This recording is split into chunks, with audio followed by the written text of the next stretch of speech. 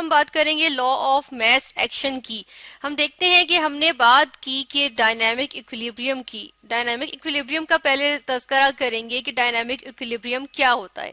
Dynamic equilibrium की हमने कहा कि ऐसा इक्विलिब्रियम यानी कि जिसमें रिएक्शन जो है वो फॉरवर्ड भी जा रहा है और बैकवर्ड भी जा रहा है, ठीक है, यानी कि रिएक्शन फॉरवर्ड भी जा रहा है बैकवर्ड भी जा रहा है। तो हम कहते हैं कि जिस स्पीड से वो फॉरवर्ड जा रहा है उसी स्पीड से वो बैकवर्ड भी जा रहा है, तो इस रिएक्शन को हम कहते हैं कि इक्विलिब्रियम है। और कौन सा इक्विलिब्रियम है, क्योंकि ये नॉन स्टॉप इक्विलिब्रियम चल रहा है, ठीक है, यानी कि जो रिएक्शन है वो हो ही जा रहा है और इक्विलिब्रियम पे ही हो रहा है, तो हम कहते हैं कि ये जो है वो डायनामिक इक्विलिब्रियम है, यानी कि मूव करते हुए इक्विलिब्रियम है, ठीक है, मूवमेंट शो करते हुए, यानी कि एक रिएक्शन होते हुए, ठीक है। तो हम देखते हैं कि लॉ ऑफ मास एक्शन जो है वो दो साइंटिस्ट ने जो है वो हमें जो है वो दिया। और ये कौन से साइंटिस्ट हैं, हम इनका नाम लिखते हैं। एक साइंटिस्ट है हमारे पास Cato M Goldberg, GULDBERG, Goldberg, ठीक है। और दूसरे साइंटिस्ट है हमारे पास पीटर वेज, PETER WAAGE, ठीक है। इन्होंने ये जो हमारे पास लॉ है ये इन्होंने दिया था 1864 से लेके 1879 तक। अब इन्होंने इस दौरान जो है इन्होंने डिस्कशंस हुई हैं, डिस्कवरीज हुई हैं, ठीक है। तो हम देखते हैं कि काफी जो है वो रिसर्च हुई और इस दौरान काफी जो है वो इस लॉ की स्टेटमेंट्स दी गई हैं। और हम फाइनली जो स्टेटमेंट है वो आज जो एक लेटेस्ट जो हम स्टेटमेंट है हम वो भी इसमें जो है वो डिस्कस करेंगे, ठीक है। हम ये देखते हैं कि जो लॉ है, क्योंकि लॉ की जब हम बात करते हैं हम कहते हैं कि लॉ जो होता है वो यूनिवर्सल होता है, ठीक है। यानी कि लॉ की जब हम बात करते हैं तो हम क्या कहते हैं कि वो यूनिवर्सल होता है, वो सब चीजों पे एप्लीकेबल होता है। तो यहाँ पे जो एप्लीकेबल है हमने पहले ही कह दिया कि डायनामिक इक्विलिब्रियम जिन रिएक्शंस में अचीव होगा उन्हीं पे जो है वो हम लॉ ऑफ मास एक्शन की बात करेंगे, ठीक है।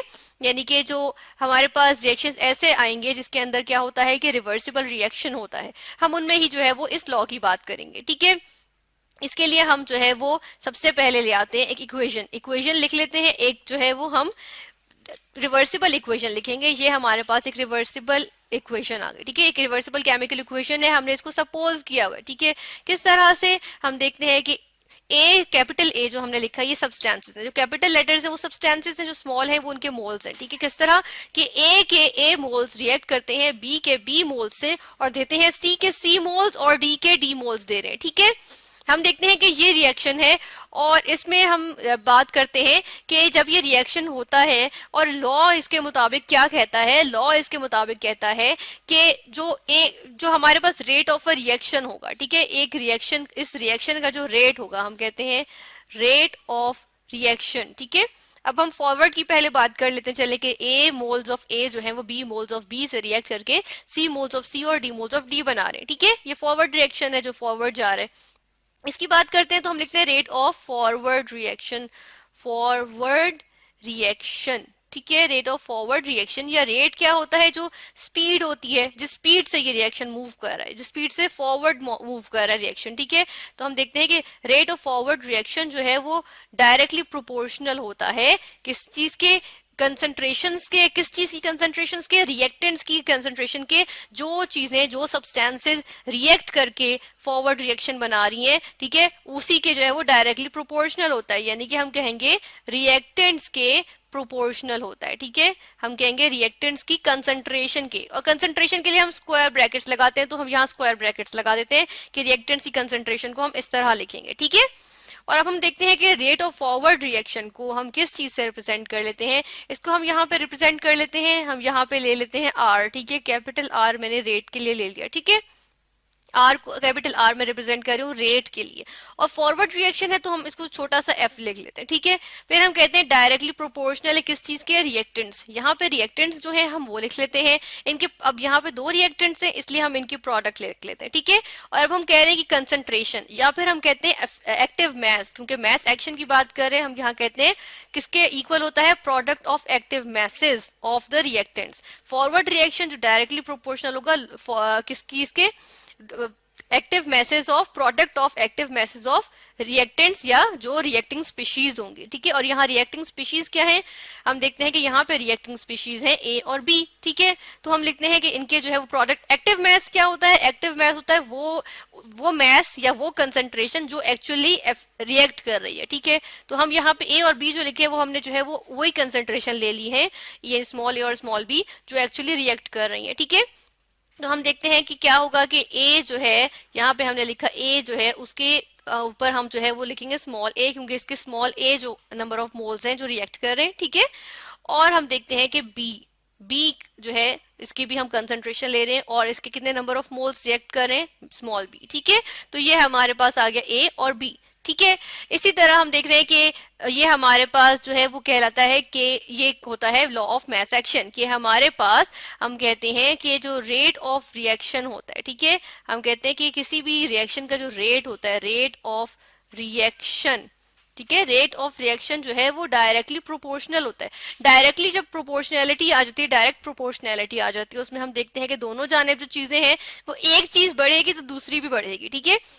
यानी कि अगर हम कहते हैं कि यहाँ पे ए और बी की कंसंट्रेशंस जो हैं या अमाउंट्स, हम कंसंट्रेशंस अमाउंट्स को कहते हैं, ठीक है, कि अमाउंट कितनी मौजूद है एक सिस्टम में, एक सोल्यूशन में, ठीक है। तो हम कहते हैं कि ए बी की जब कंसंट्रेशन बढ़ेगी तो उससे क्या होगा, रेट जो है फॉरवर्ड डायरेक्शन में जाने का जो रेट है वो भी क्या कर जाएगा, स्पीड अप कर जाएगा, ठीक है। यानी कि एक रेट ऑफ रिएक्शन जो है वो किस चीज से जो है वो किस चीज, जब वो किस तरह इंक्रीज करेगा, जब हम इंक्रीज करेंगे क्या चीज, जो जो रिएक्टिंग स्पीशीज है, ठीक है। हम यहाँ पे लिखते हैं, यहाँ पे हम जो है वो सही से करके लिख देते हैं रिएक्टिंग स्पीशीज, ठीक है, रिएक्टिंग स्पीशीज, ठीक है, जो भी रिएक्टिंग स्पीशीज होंगे या जो भी रिएक्टिंग सब्सटेंसेस होंगे, ठीक है, उनकी कंसंट्रेशन, तो कंसंट्रेशन के लिए हम स्क्वायर ब्रैकेट्स यूज करते हैं, ठीक है। और ये जो स्क्वायर ब्रैकेट्स हैं, हम इसके लिए जो है वो एक और चीज भी लिखते हैं, हम वो भी मेंशन करते हैं कि जो ये स्क्वायर ब्रैकेट्स हैं, ठीक है, इसका मतलब कंसंट्रेशन है। और कंसंट्रेशन के लिए जो हम यूनिट लिख रहे हैं कंसंट्रेशन, ठीक है, हम पहले लिखते हैं कंसंट्रेशन, कि ये कंसंट्रेशन है। और इसके लिए हम जो है वो यूनिट जो हम लिखते हैं वो होता है हमारे पास मोल्स, ठीक है, पर decimetre cube, decimetre cube, DM cube होता है, डेसीमीटर क्यूब, ठीक है। अब मोल्स जो है, मोल्स को हम मेजर ही मोल्स में करते हैं, एमओएल हम मोल्स के लिए लिख रहे हैं, डेसीमीटर क्यूब हम वॉल्यूम के लिए लिख रहे हैं, ठीक है। यानी कि डेसीमीटर क्यूब अगर हम बात करें तो डेसीमीटर क्यूब जो है वो लीटर के बराबर होता है, यानी कि एक डेसीमीटर क्यूब 1 लीटर के बराबर होता है, ठीक है। तो हम इसको जो है वो मोल्स पर लीटर भी कह सकते हैं, मोल्स पर, यानी कि 1 लीटर में कितने मोल्स मौजूद हैं, ठीक है, एक सब्सटेंस के, वो उसकी क्या होती है, कंसंट्रेशन। और इसको हम जो है वो इस स्क्वायर ब्रैकेट से जो है वो रिप्रेजेंट कर रहे हैं, ठीक है। फिर हम यहाँ पे देख लेते हैं कि हमने कहा रेट ऑफ रिएक्शन क्या होता है, डायरेक्टली प्रोपोर्शनल होता है रिएक्टिंग स्पीशीज के, ठीक है। और लॉ ऑफ मैस एक्शन कहता है कि जब हम जो है इस रिएक्शन की, हम चले ये इस रिएक्शन को सामने रखेंगे, ये रिएक्शन है, ठीक है। तो इस रिएक्शन का अगर हम रेशो, इसके जो है वो सब्सटेंसेस की रेशो लेते हैं, रेशो किस तरह से लेते हैं, हम ये भी बात कर लेते हैं कि रेशो किस तरह से आएगी। इसकी रेशो कुछ इस तरह होगी कि हम कहते हैं कि जो कैपिटल सी के जो सी मोल्स हैं, ठीक है, इसकी प्रोडक्ट ले लेते हैं डी के साथ, कैपिटल डी की डी मोल्स के साथ, ठीक है, डी मोल्स के साथ। इसकी रेशो किसके साथ, इसकी रेशो होगी कैपिटल ए के ए मोल्स के साथ, ठीक है। और जिसकी प्रोडक्ट हम किसके साथ ले रहे हैं, कैपिटल बी के बी मोल्स के साथ, ठीक है। तो ये कहते हैं कि ये जो हमारे पास प्रोडक्ट्स की concentration, product of products concentration, ठीक है, यानी मल्टी प्रोडक्ट, एक प्रोडक्ट मतलब मल्टीप्लाई, ठीक है, ये मल्टीप्लाई जो हो रहे हैं, मल्टीप्लीकेशन ऑफ प्रोडक्ट्स की concentration divided by multiplication of reactants की कंसंट्रेशन, ये हमारे पास जो है वो एक आ जाती है कांस्टेंट, ठीक है, ये एक आ जाता है कांस्टेंट चीज, ठीक है, ये एक कांस्टेंट वैल्यू होती है। यानी कि जो ये रेशो है, ये रेशो है हमारे पास, ठीक है, प्रोडक्ट्स की कंसंट्रेशन की ओवर रिएक्टेंट्स की कंसंट्रेशन, तो ये जो है वो हमेशा हमारे पास क्या होती है, एक जो है वो एक कांस्टेंट आता है, ठीक है। और इस कांस्टेंट को हम क्या कहते हैं, इस कांस्टेंट को हम जो है वो यहाँ पे नाम इसका लिखते हैं, इसको हम कहते हैं इक्विलिब्रियम कांस्टेंट, ठीक है, ये कहलाता है इक्विलिब्रियम कांस्टेंट, ठीक है, इक्विलिब्रियम कांस्टेंट कहलाता है, ठीक है। और इसके साथ हम ई क्यू भी लिखते हैं कि ये इक्विलिब्रियम का कांस्टेंट है। ये एक हमारे पास कांस्टेंट चीज आ जाती है जो कि जब हम जो है वो रेशो लेते हैं प्रोडक्ट के कंसंट्रेशन की ओवर रिएक्टेंट्स की कंसंट्रेशन की। और यही हमारे पास जो है वो लॉ ऑफ मैस एक्शन है कि इसको हम इस फॉर्म में भी लिखते हैं, रेशियोज की फॉर्म में, और हम जो है वो इसको इस तरह भी डिफाइन करते हैं कि rate of a reaction is directly proportional to the reacting species, ठीक है। तो ये है हमारे पास लॉ ऑफ मैस एक्शन।